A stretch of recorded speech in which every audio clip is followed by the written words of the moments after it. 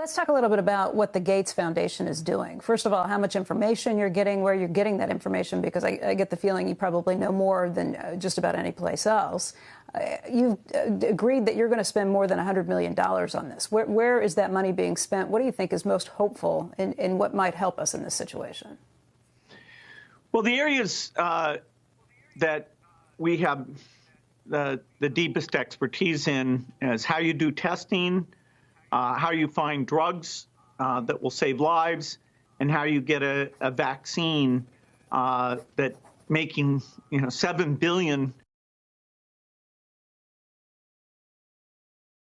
of those is going to be an incredible challenge. And so, we've taken our normal work, on polio eradication or some of our HIV, TB work, and we've had to redirect that to making sure we understand which of the therapeutics really are promising with actual data, picking which of the many vaccine efforts it's worth putting a lot of money behind, and building that manufacturing in parallel with the safety and efficacy work, which is very difficult to do.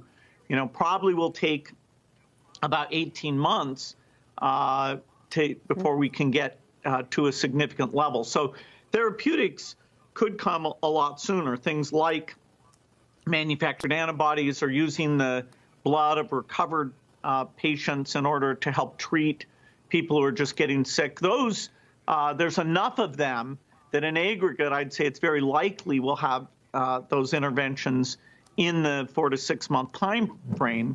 But how much that'll cut the death rate in these overloads, is still a bit uncertain. That comes quicker than the large-scale vaccine availability.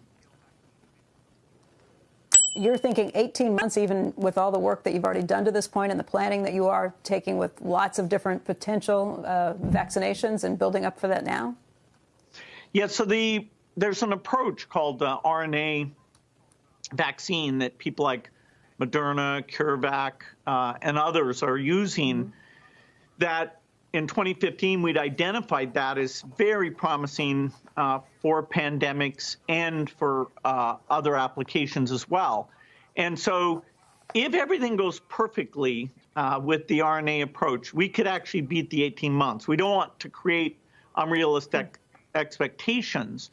The efficacy of vaccines in older people is always a huge challenge. It turns out the flu vaccine isn't that effective in elderly people. Most of the benefit comes from younger people not spreading it because they're vaccinated, and that benefits on a community basis the elderly. Here, we clearly need a vaccine that works in the upper age range because they're most at risk of that. And doing that so that you amp it up so it works in older people and yet you don't have side effects. If we have 1 in 10,000 side effects, that's,